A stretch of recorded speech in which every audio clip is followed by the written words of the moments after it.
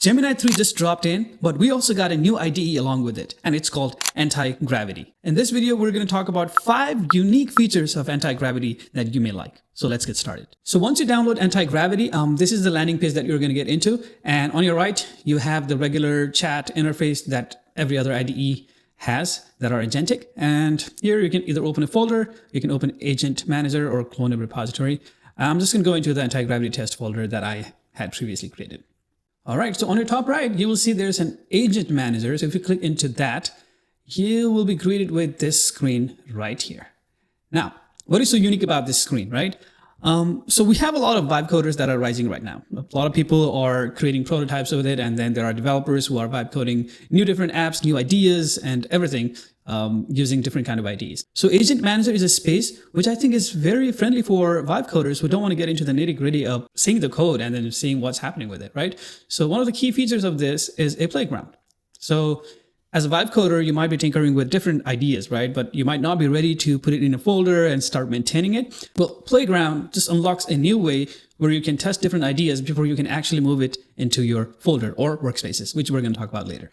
So if I click into a plus button right on the Playground, I can immediately start tinkering with new ideas. So what I'm going to say is, I'll just say this prompt right here, which is just create a 3D spinning animated hexagon with a small pinball inside of it that follow the physics, and it keeps spinning, right? So let's see what it does. So you can see it thought for 4 seconds. It analyzed some of the things here. It's running some of the commands. And while it is doing its thing, notice that we have a following here to follow the agent. So that what that allows us to do is it allows us to kind of see what agent is doing, what files it's creating and all that. And if you don't want to do that, you can just click unfollow or just click into that. And then now you're no longer seeing exactly what's happening under the hood, and you only care about the result. And while it was doing its thing, it required me to accept some of the commands that it's going to run. So as you can see on the left, you will see agent is sending me an email or a message, and it says that it needs to run certain commands, which it requires approval. So I'm just going to click send and then let it run from there.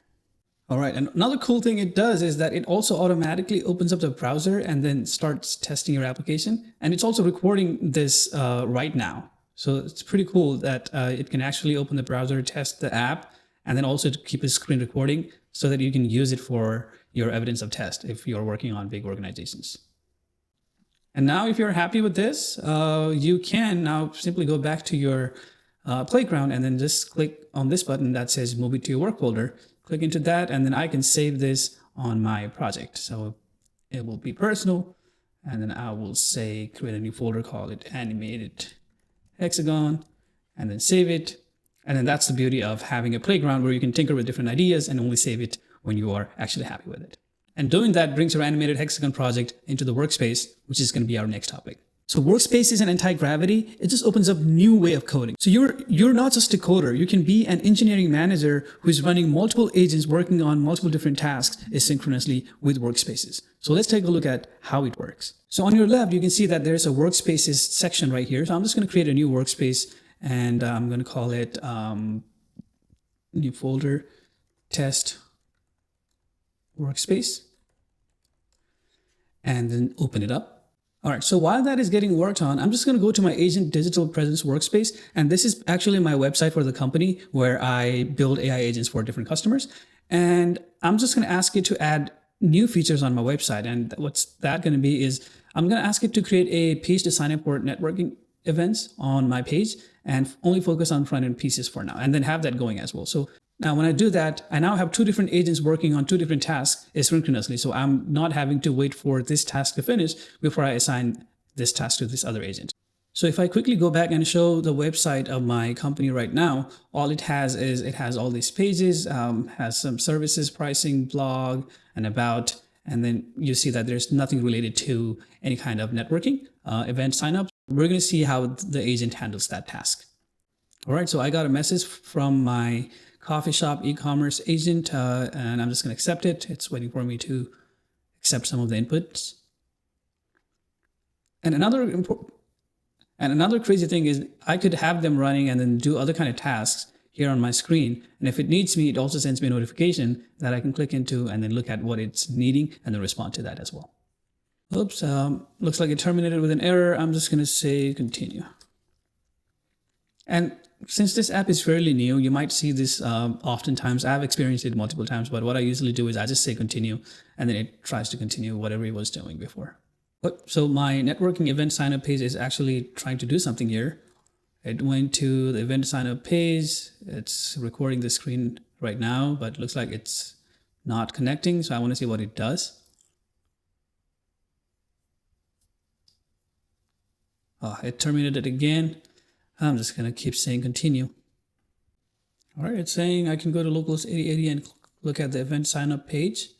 If I go there, okay, we got a new page added. Let me expand it.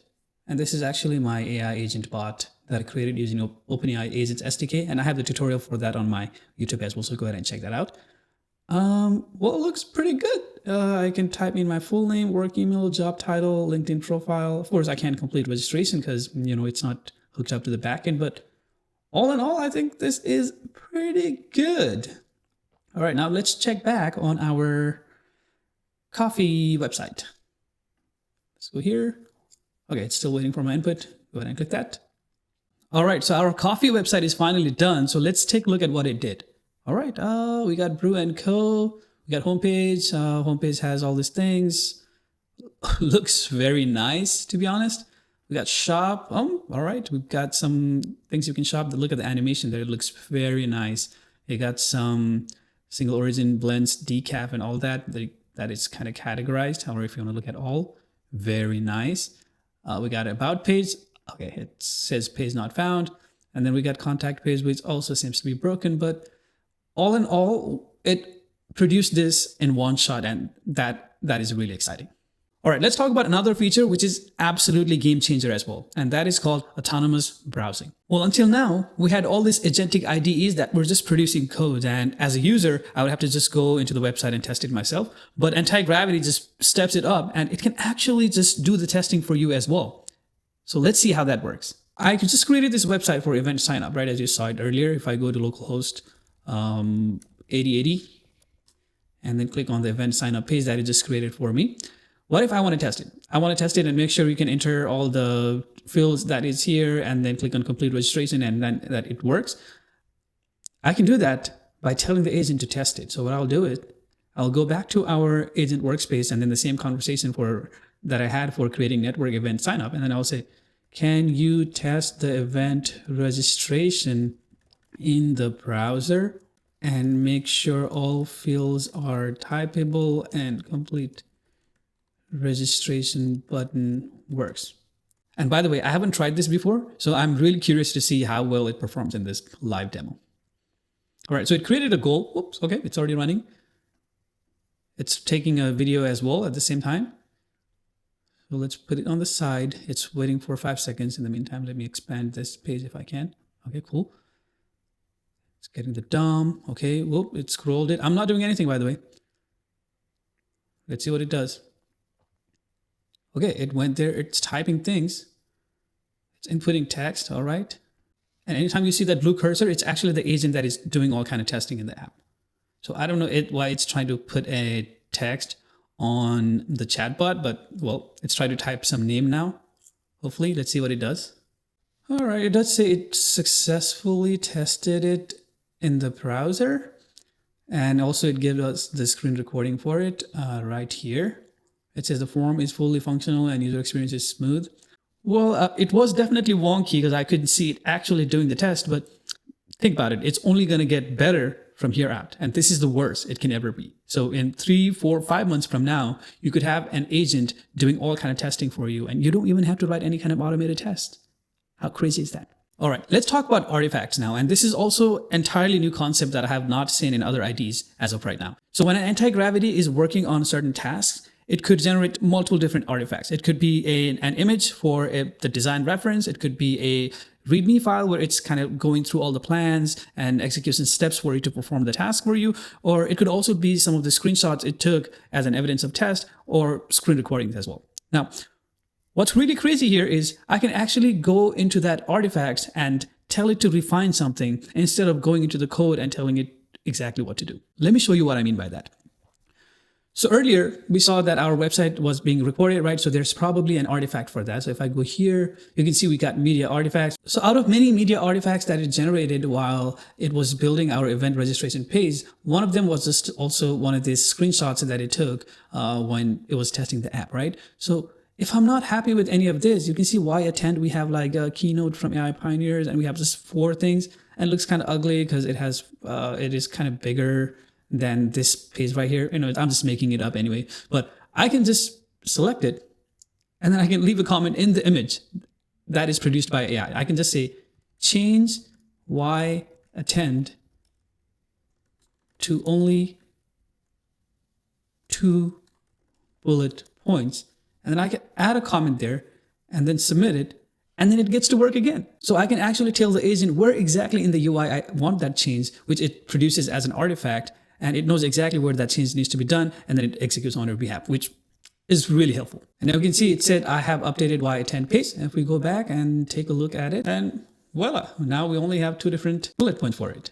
All right, let's talk about the 5th and also one of the game changer features in Antigravity, which is the knowledge. Well, until now, if you were using Copilot in VS Studio Code or Cursor or whatever it is, your conversation context is just tied to that specific conversation, right? And then if there's something that you want your agent to know, yeah, of course, you can go and put it in the system prompt of your Cursor or Windsurf and then like let it know what exactly you want for all your conversation. But what if the agent itself could build a knowledge base of its own based on the conversation you're having? And that's exactly what Antigravity does. So you could be having conversation about different projects and work on different kind of tasks and then have different kind of artifacts generated and all that. But over time, agent builds up this knowledge based off your conversation, and it keeps it in a file, which you can see when you go to the knowledge tab over here. Well, of course, I haven't interacted with Antigravity as much, so I can't see exactly what it looks like. But if you go to the docs and then go to knowledge, you'll see the knowledge will look something like this, which is like, so if you have multiple different projects, it will maintain a exhaustive list of all the things it has tried in the past and what it should try when it runs into a specific issue. And this is a really important feature because you don't have to tell your agent what it needs to do at all times, like on different kind of edge cases. So it's building its knowledge on its own. And I think over time, as you continue to interact with Antigravity, it's just going to evolve into a better and better IDE, and then you're just going to be more and more productive. All right, that concludes our 5 unique features of Antigravity, and I hope you found this video useful. If you liked the video, I would really appreciate if you go ahead and subscribe to the channel, and I'll see you in the next one. Until then, goodbye.